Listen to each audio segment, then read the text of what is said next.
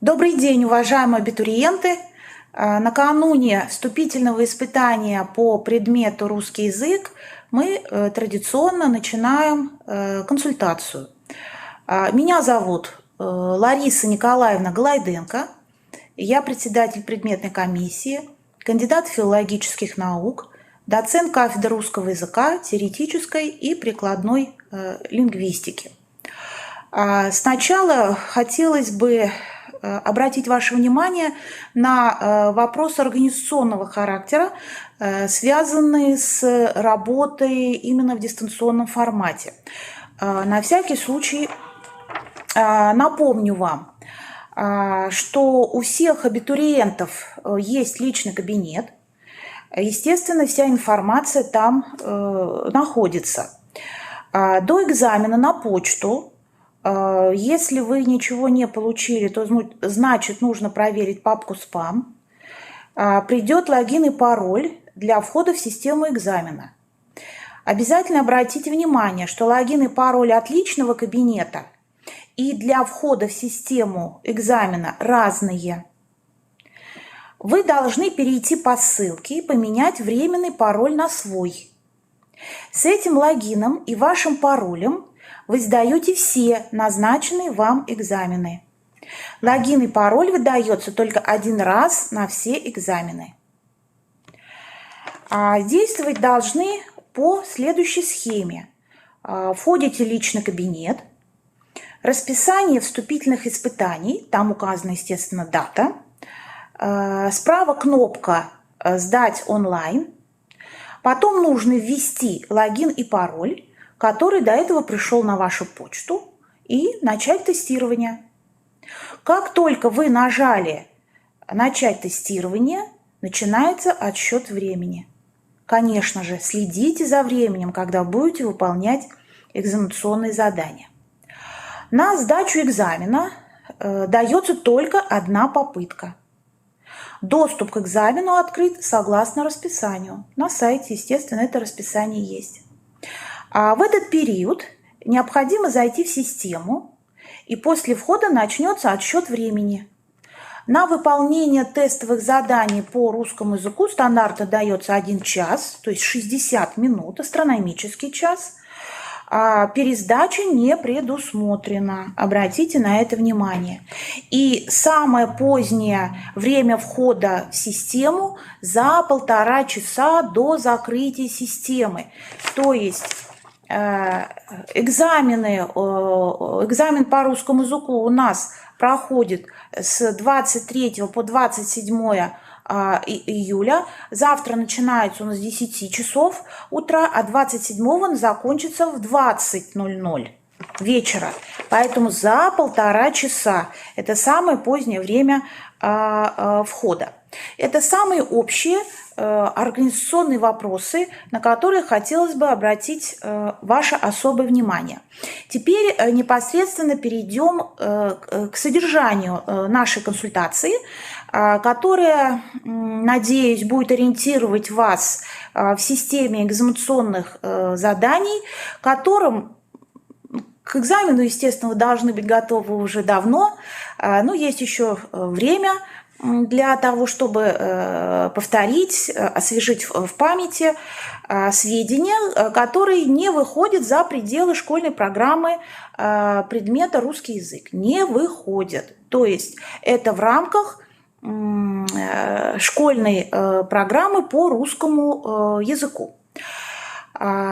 Все экзаменационные задания разделены на 5 тем, так скажем. Поэтому сейчас на экране вы увидите разделы экзаменационных заданий. Я на всякий случай буду это и озвучивать. Первая глобальная тема, первый раздел – это разделы русского языка. Вы видите от фонетики до синтаксиса. Еще раз подчеркиваю, все в рамках школьной программы по русскому языку. Сразу хочу сказать, что все разделы экзаменационных заданий они практикоориентированы. То есть нет таких тестовых заданий, которые бы содержали, собственно, теоретический вопрос.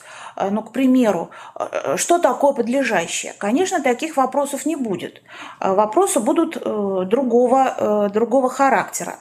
Каждый раздел я постараюсь максимально прокомментировать для того, чтобы заранее снять многие вопросы, которые могут у вас возникнуть. И сразу договоримся, что вы сначала прослушайте мое выступление до конца, и только потом, если у вас возникают вопросы, которые я не осветила, задайте, пожалуйста, их в чате, для того, чтобы у нас не было дублирования информации в моем выступлении и в ваших вопросах. Второй раздел вы видите – это текст. Третий раздел – культура речи. Четвертый раздел – традиционная орфография. И пятый раздел – пунктуация. 5 основных разделов, которые позволяют проверить уровень вашей подготовки по предмету русский язык. Теперь перейдем к каждому разделу. Я постаралась в презентации очень коротко обозначить основные задания, вернее, основные типы заданий, которые будут вам предложены в рамках каждого раздела. Итак, разделы русского языка, фонетика. Задания будут примерно такого типа: на разграничение звонких и глухих, твердых и мягких согласных. Значит, вам нужно повторить систему звуков русского языка.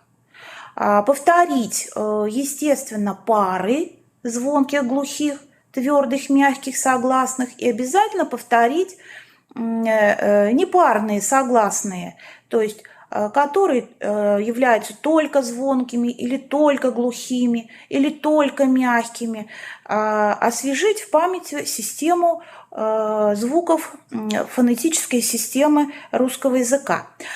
И задания будут на определение звукобуквенного состава слова. Я специально использовала этот термин для того, чтобы он был для вас прозрачен. Обычно мы используем термин фонетический состав слова. Здесь могут быть задания примерно такого характера. Скажем, сколько звуков и сколько букв в предложенном слове. Или в каком из предложенных слов звуков больше, чем букв, или наоборот, букв больше, чем звуков, или звуков столько же, сколько букв. То есть на соотношение звуков и букв в составе слова. Сразу добавлю, что тестовые задания составлены в соответствии с классической теорией тестирования. Все они закрытого типа. Они включают 4 альтернативы, то есть 4 варианта ответа, один из которых правильный. Поэтому ориентируйтесь. Форма тестового задания, она очень такая простая, прозрачная.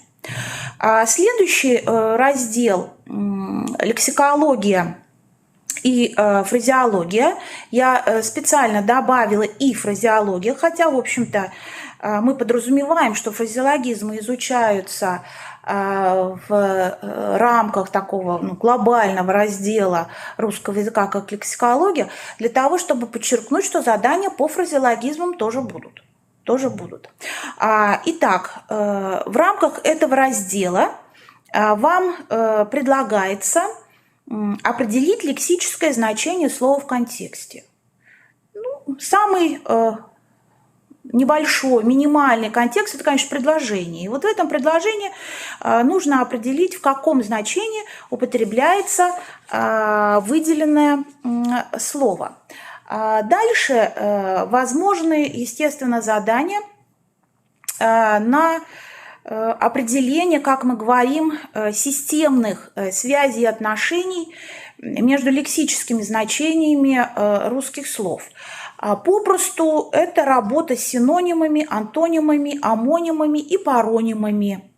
Задания могут быть разноплановыми, И в аспекте, скажем, определите синонимы или найдите синонимы к этому слову, или в каком ряду представлены синонимы, нет ли там лишнего слова, скажем, какой антоним наиболее ярко отражает значение противопоставления слов, какое слово является амонимом, например, амонимами, какие слова являются амонимами в паре слов, в паре словосочетаний и предложений. Ну, с паронимами, я думаю, работа знакома в рамках ЕГЭ по русскому языку, она представлена. Если помните, есть такое задание, где нужно найти слово, употребленное неверно. То есть это как раз идет работа с паронимами. Какой-то из паронимов приведен неправильно, естественно, эту ошибку нужно найти. Третий вид заданий по лексикологии – это работа со словами с точки зрения сферы их употребления.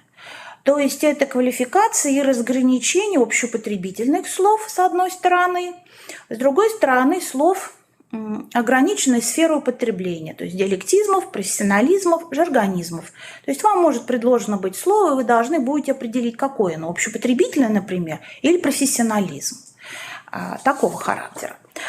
Следующее задание может быть уже по фразеологизмам. В контексте, минимальном контексте, то есть предложение, будет фразеологизм, его нужно найти, этот фразеологизм, и определить его значение. Модификация задания может быть самая разная, но в целом это так вот, как я сформулировала. И, наконец, может быть задание на работу со словами и фразеологизмами с точки зрения происхождения.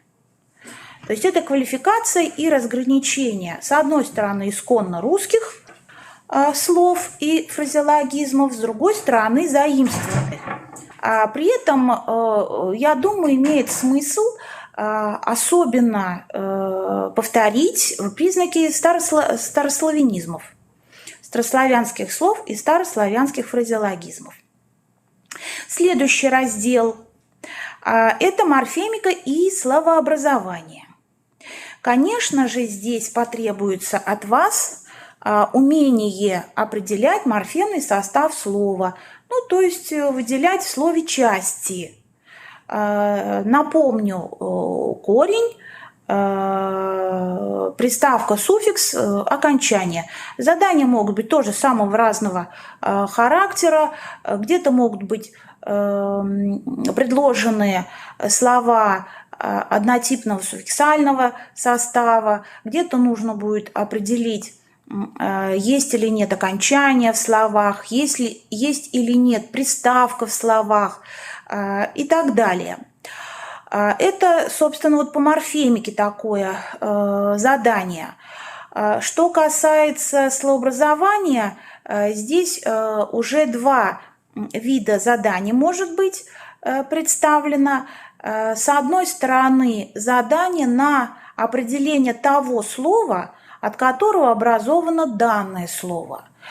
В школе не вводится, конечно, такой термин, как производящее слово, но, собственно, оно и в тестовом вопросе, в тестовом задании не будет дано. Но вы должны понимать, что это задание типа от какого слова образовано, ну, например, прилагательное осенний.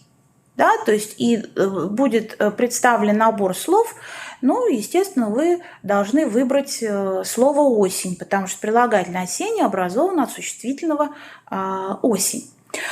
И следующее задание по словообразованию – это квалификация способа словообразования. То есть вопрос будет сформулирован предельно просто. каким способом образовано, ну, например, то же самое слово «осенний». И будет дан перечень способов словообразования, из которых, конечно, нужно выбрать суффиксальный.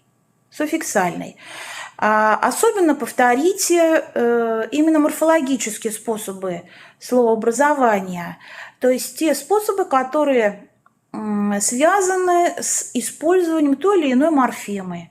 То есть приставки, суффикса, приставки и суффикса, может быть, постфикса. Вот, то есть это морфемные, так скажем, способы словообразования. Морфемные беру в данном случае в кавычки. Следующий раздел русского языка – морфология. Здесь задания будут 3 видов. Конечно, на разграничение частей речи, на установление их квалификацию.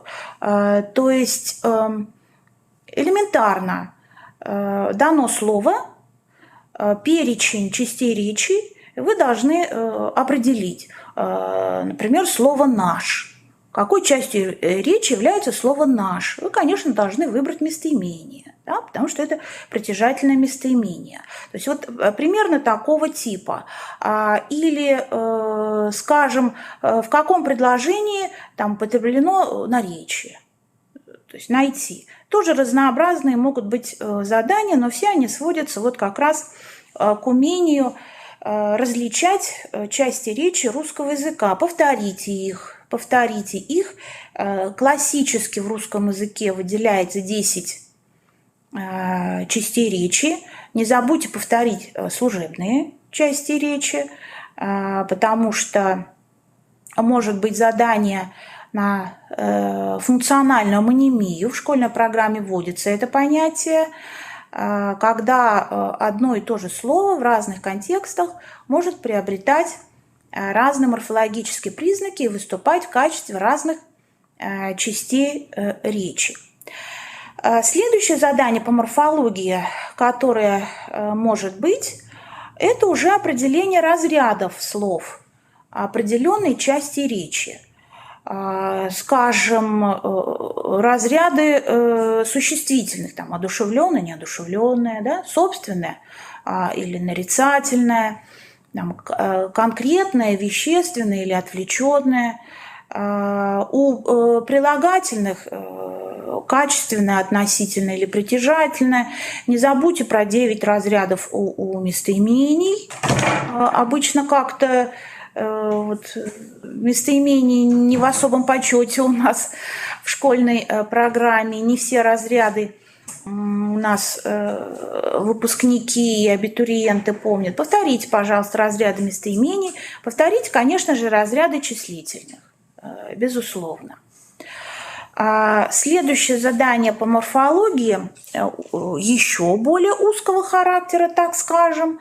Я сформулировала его предельно конкретно, как мне кажется. Это определение склонений именных частей речи. Это, конечно же, касается прежде всего существительных, склонения существительных и спряжения глаголов. Не забудьте повторить разносклоняемые существительные и разноспрягаемые глаголы, потому что они, как мы говорим, находятся на периферии системы, то есть в школе принято это называть исключением. И на исключение, к сожалению, очень часто внимание должное не обращается. Следующий раздел – синтаксис.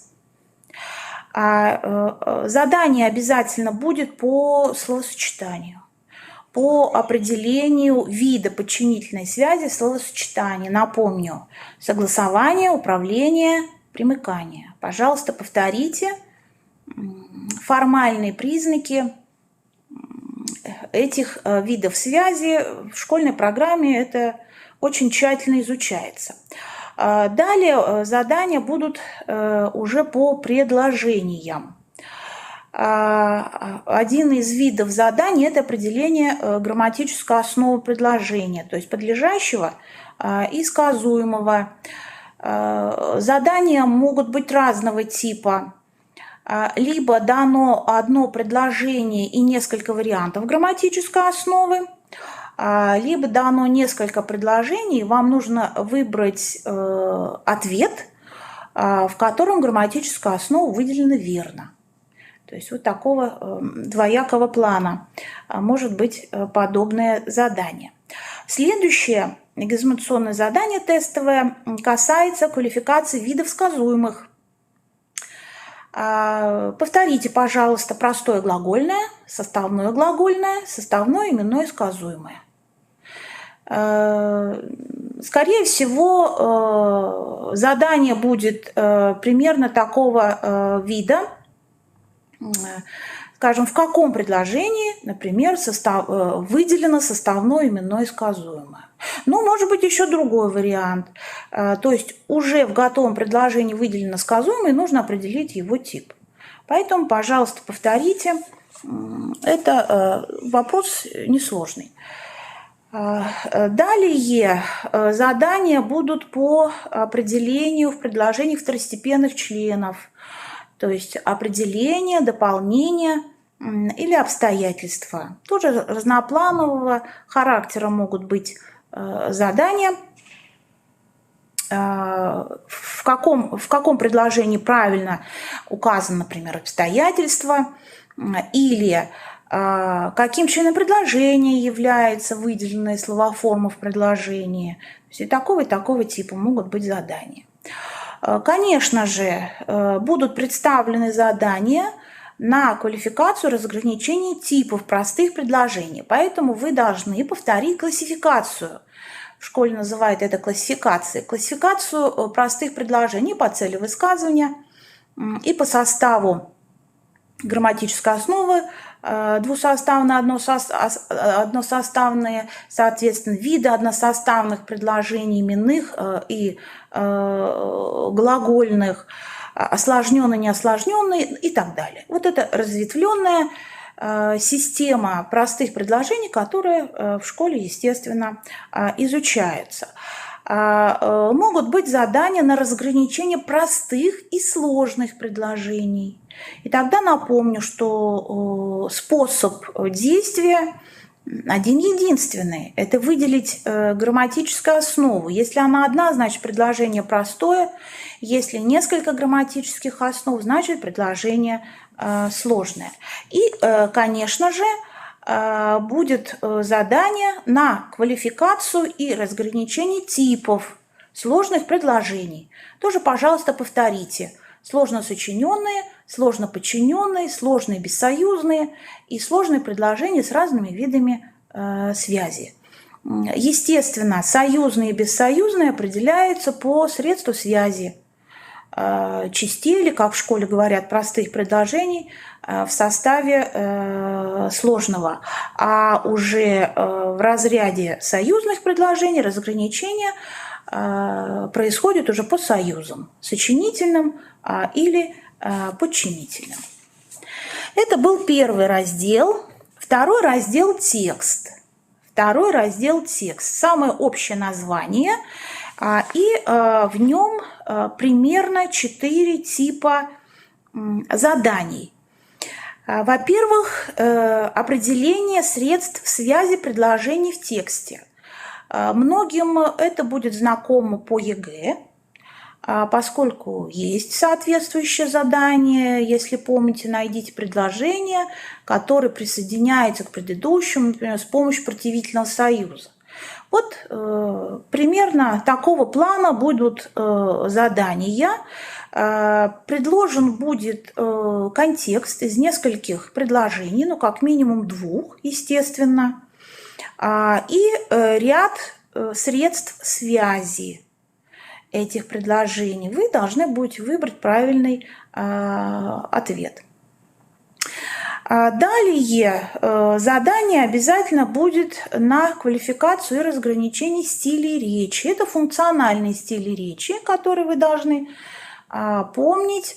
С одной стороны, это разговорный стиль, с другой стороны, это группа книжных стилей, в ряду которых выделяется научная, официально деловой, публицистический. Ну, в школьной программе очень часто еще художественный стиль тоже туда включают. Поэтому повторите самые общие характеристики функциональных стилей. То есть, что характерно для, скажем, лексики, это всегда показательно, для синтаксиса. И самое главное, какую сферу обслуживает тот или иной стиль и какую цель он имеет. Вот это, собственно, и будет набор критериев разграничения функциональных стилей речи. А следующее задание будет уже на разграничении типов речи. Не смешивайте со стилями типы речи. Иногда их называют композиционно-речевыми формами организации речи. Попросту это описание, рассуждение, повествование.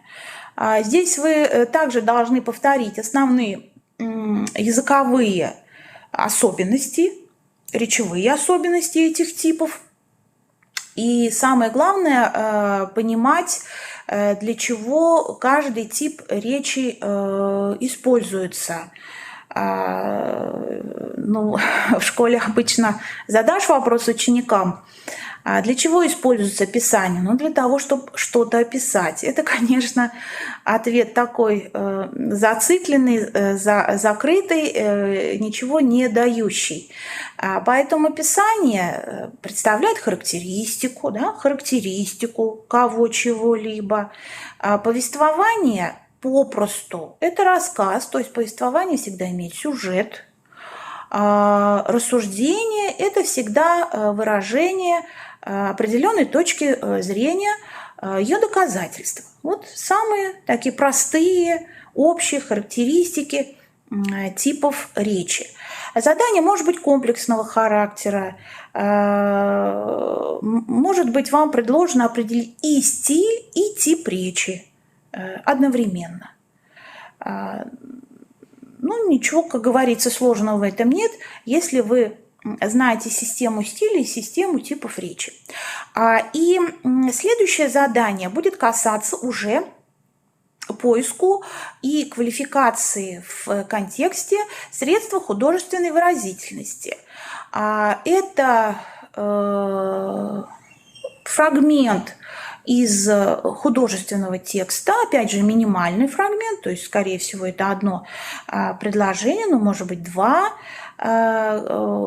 где вы должны будете определить, чем является выделенный кусочек.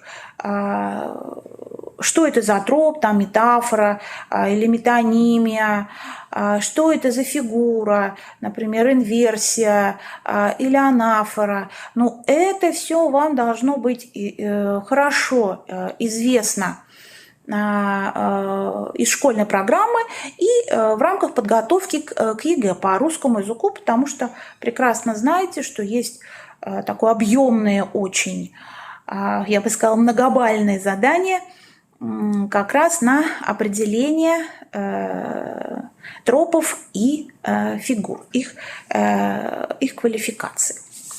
Следующий раздел заданий, третий, это культура речи. Культура речи. Я постаралась предельно просто сформулировать виды заданий для того, чтобы вам все было понятно. Конечно же, это определение верного или неверного ударения в слове, то есть это задание на акцентологические нормы современного русского языка. Задание известно вам опять же, по формату ЕГЭ, ну, каких-то очень вычурных, совсем никому неизвестных слов, конечно, в тестовых заданиях нет. То, что должно быть в вашем лексиконе, именно эти слова вводятся в подобные задания. Далее определение верного и неверного лексического значения слова. То есть может быть приведено несколько слов с их лексическими значениями, а вам будет предложено найти то слово, лексическое значение которого определено верно. В основном такого типа будет данное задание. Далее это так называемые лексические нормы русского языка. Да, знание лексических норм проверяется. Далее задание на проверку морфологических норм русского языка, то есть это определение ошибки при образовании формы слова. Это тоже задание вам должно быть известно по формату ЕГЭ по русскому языку, то есть приводится ряд грамматических форм, вам нужно найти ошибочную или наоборот правильную, или так, или так. Далее, четвертый вид задания по культуре речи – это уже проверка ваших знаний в области грамматических, точнее синтаксических норм русского языка. Здесь могут быть задания на нахождение ошибки при построении словосочетания. Здесь особое внимание нужно обратить на правила, как мы говорим, грамматической сочетаемости слов, то есть верного согласования и верного управления, особенно предложного. То есть в каком словосочетании правильно употреблен предлог или неправильно употреблен предлог и так далее. И в рамках этого же вида задания определение ошибки при построении предложения. Это тоже все вам очень хорошо известно по формату ЕГЭ. Здесь могут быть задания на неверное употребление депричастного оборота или причастного оборота, или неверного присоединения придаточной части в сложно подчиненном предложении и так далее. И так далее. И, наконец, пятый вид заданий по культуре речи, он такого более общего характера. Предлагается несколько минимальных контекстов, то есть несколько предложений, и из них нужно выбрать предложение, в котором либо есть речевая или грамматическая ошибка, либо нет. Ну, это задание, я так предполагаю, будет все-таки посложнее, но вместе с тем, если у вас есть навык редактирования собственных текстов и вообще обнаружения, анализа, исправления речевых грамматических ошибок в тексте, то, конечно, вы с этим заданием справитесь. Четвертый раздел – орфография. В самом обобщенном виде понятно, что орфографические правила представлены практически все. Но в самом, опять же, обобщенном виде я сформулировала 6 типов заданий. Прописание гласных и согласных в корнях слов. То есть это и чередующиеся гласные, и безударные проверяемые, и безударные непроверяемые, ну, в так называемых словарных словах. Это и о, ё после шипящих в корне. Что касается согласных, то в большинстве случаев это все-таки непроизносимые согласные. То есть я бы сказала, самые элементарные орфограммы, самые элементарные орфографические правила. Конечно же, будут задания на прописание мягкого и твердого знаков. Пожалуйста, повторите. Проблемы все-таки бывают в написании, скажем, мягкого знака. Не забудьте, что он пишется не только в корне, он может писаться еще и в окончании. Так ведь, например, у глаголов, да, второго лица единственного числа, да, после шипящих. Прописание твердого знака тоже, конечно же, повторите. После русскоязычных приставок, там, после заимствованных приставок, в иноязычных словах и так далее, чтобы не было проблем. Далее прописание окончаний приставок и суффиксов, естественно, в словах разных частей речи. Это могут быть падежные окончания существительных, это могут быть личные окончания глаголов, приставки здесь и на согласную, и пре, и при, и традиционные русские приставки. Ну а спектр суффиксов, естественно, очень большой. И чик-щик, и ек-ик, ова, ева, ива, ива, да, глагольные суффиксы. В общем, нужно это повторить. Отдельно, все-таки четвертым видом задания по орфографии я вынесла прописание «не» и «ни».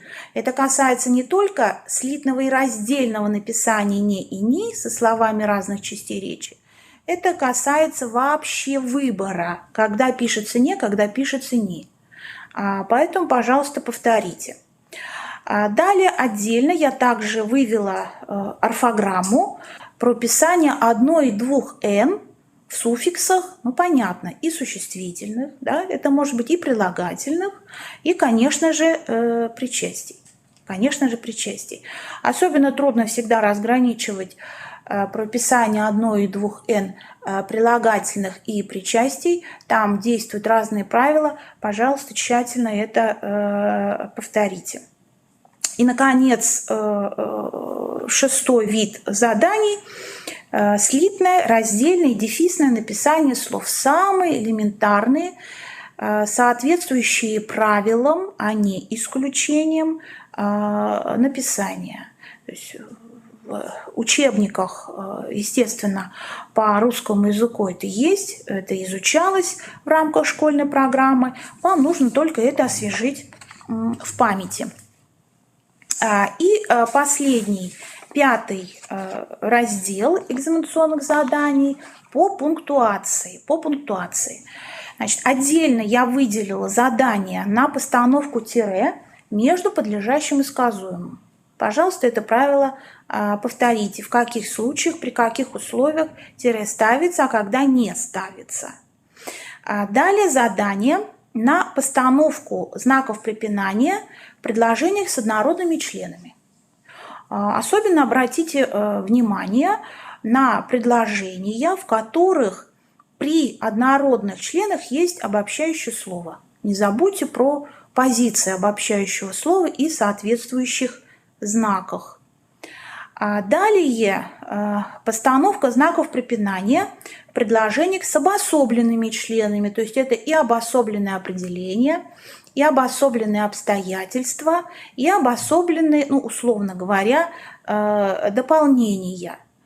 Особенно обратите внимание на обособление приложений, как разновидности определений, и на обособление, в самых общих чертах, сравнительных оборотов, вот так скажем. То есть когда это сравнительный оборот, когда это не сравнительный оборот, когда ставится запятая, когда не ставится запятая. Это тоже все в рамках школьной программы. Далее постановка знаков препинания в предложениях с осложняющими компонентами. Основное внимание уделите вводным и вставным конструкциям, знаком препинания при них. Ну, естественно, не забывая про междометие и про обращение.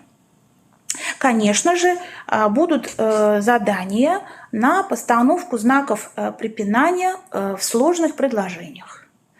В сложно сочиненных, сложно подчиненных, в сложных бессоюзных и сложных предложениях с разными видами связи. Всегда самым тяжелым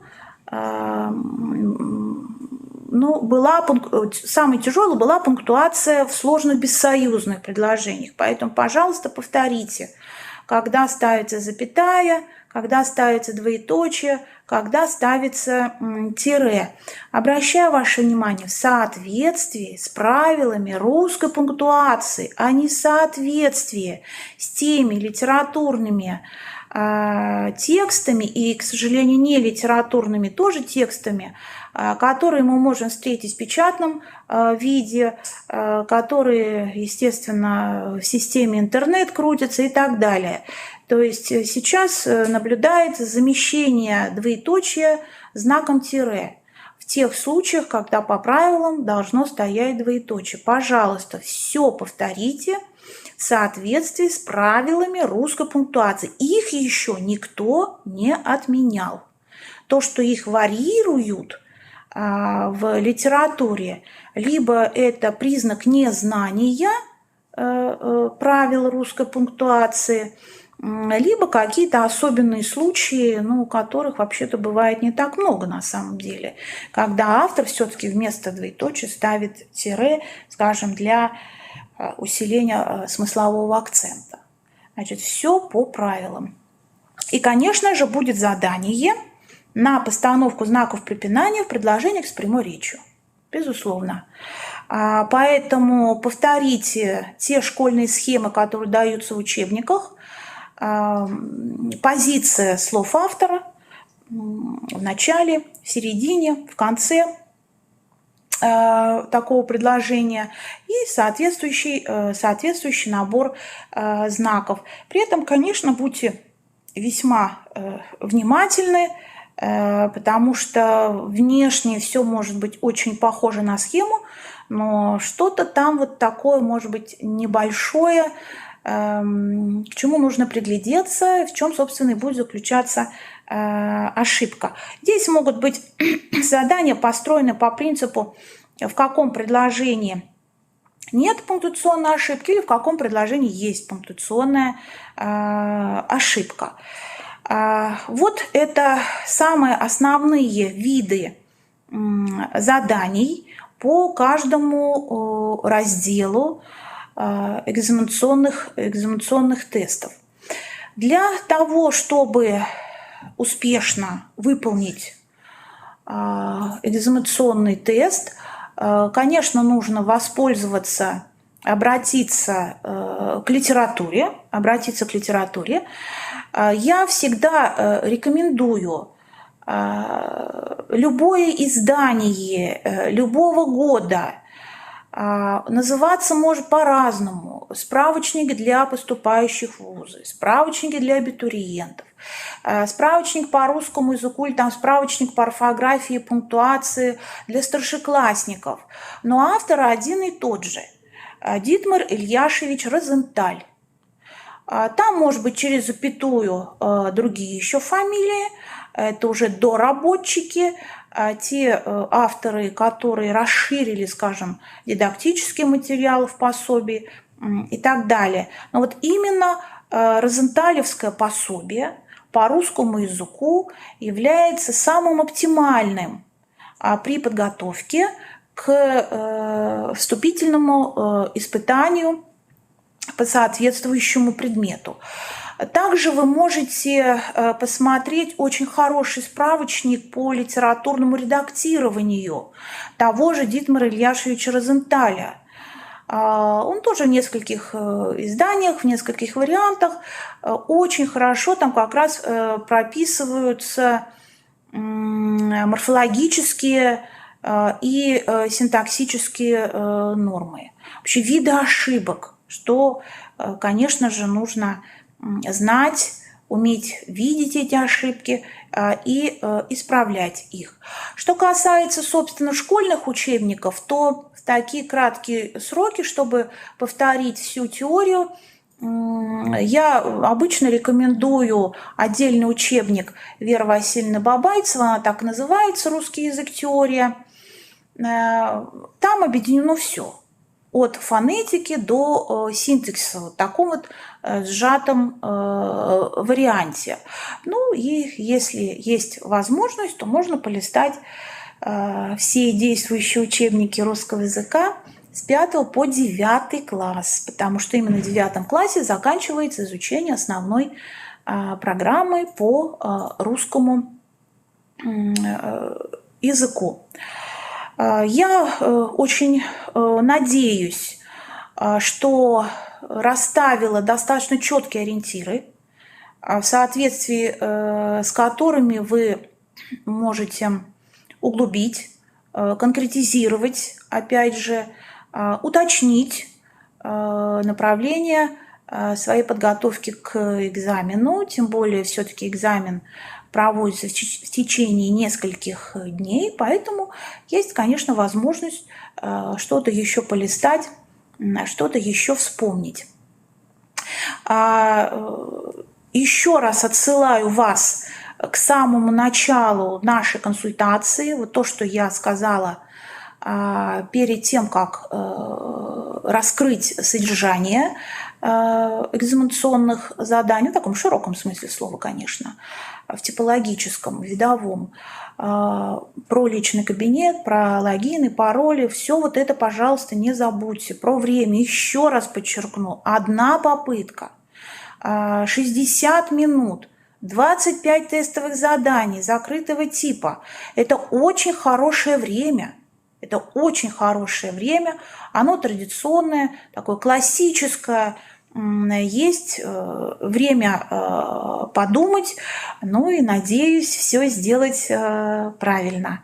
Конечно же, еще раз подчеркну, что нужно следить за временем, когда вы войдете уже в систему экзамена. Сейчас, если поступили вопросы на чат, есть в чате вопросы у нас? Ответили по ОВЗ уже, ну, конкретно пока. Угу. Подождем чуть-чуть. Да, сейчас мы подождем ваши вопросы в чате, если они появятся, и я на них отвечу.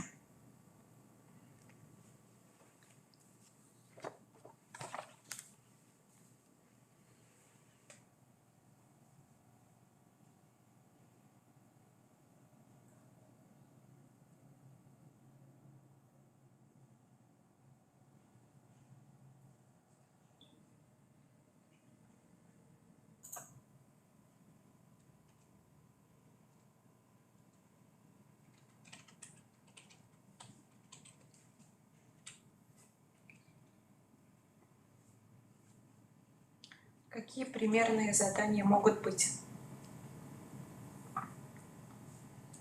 Вопрос сформулирован очень широко. Какие примерные задания могут быть? Мне кажется, что я все примерные задания уже озвучила. Как раз в плане их модификации в каждом разделе и по каждому типу заданий. Поэтому либо уточните свой вопрос, если какой-то конкретный вас раздел интересует, чтобы я еще раз повторила, либо потом вы будете иметь возможность посмотреть и послушать запись консультации снова еще раз.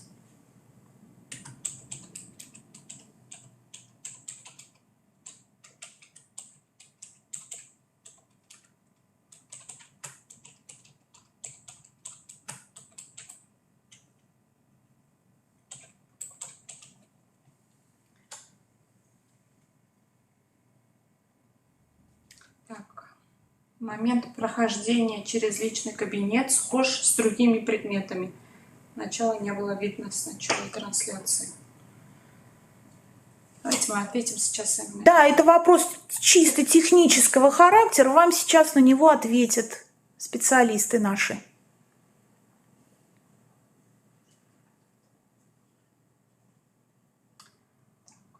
Будет ли дополнительное время для ОВЗ? То есть тут тоже больше вопросов. Это тоже специальный вопрос, на него вам ответят наши специалисты. Все в соответствии с нормами.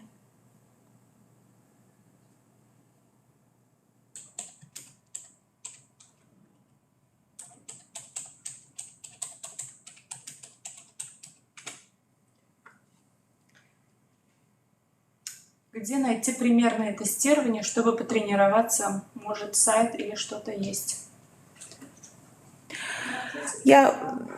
Я, конечно, да, уже отвечала на этот вопрос. Дело в том, что мои тесты носят оригинальный характер, и нигде аналогичных тестов в системе интернет вы просто не встретите. Ну, вы можете в любой тренажер, как мы говорим, зайти электронный по русскому языку именно за основной курс школы и попробовать себя там. Но я еще раз подчеркиваю, что все-таки задания оригинальные, аналогичных вы нигде не найдете. И для тренировки мы обычно не выставляем нигде подобные тестовые задания в системе интернет. Потому что все-таки это вступительное испытание, это экзамен вступительный.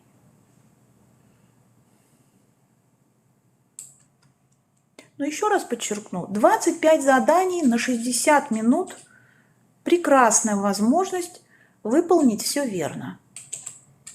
Будьте, конечно, внимательны. И внимательно читайте задания, и внимательно читайте варианты ответов, безусловно.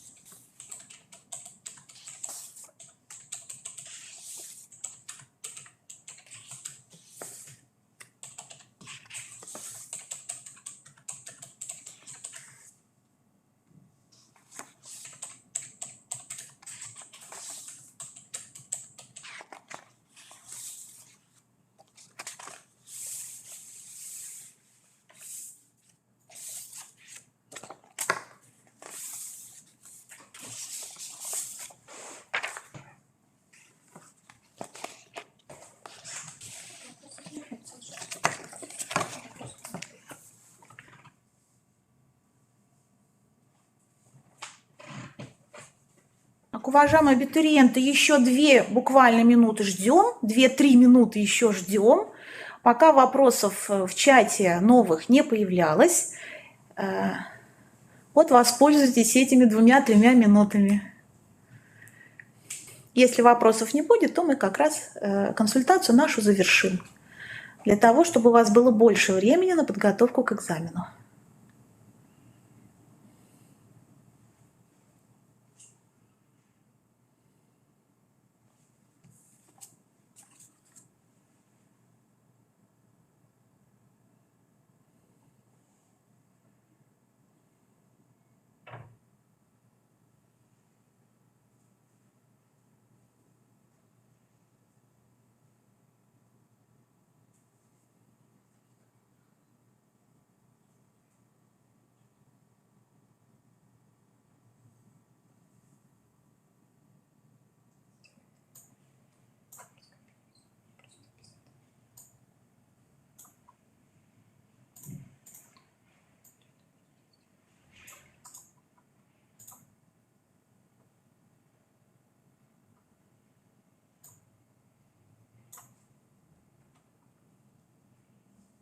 Так, вопросов в чате больше нет.